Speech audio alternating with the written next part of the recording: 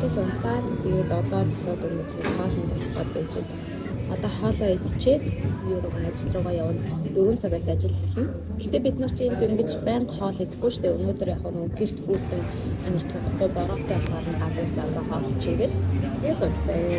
Дараа гэртээ хоол хийж идэх. Гэтэ яг л адилхан Монгол хоолоо хийгээл идчих. Тэгээд энэ бороотой төвдөд бүхэн тавиад төвдөд гэртээ явчихсан.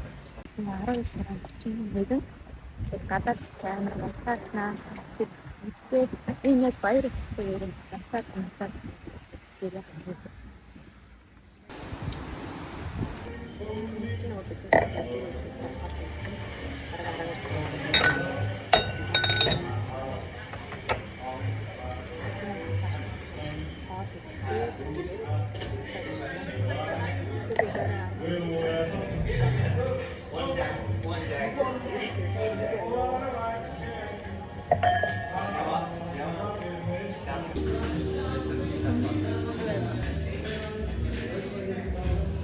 We're gonna make you feel alright.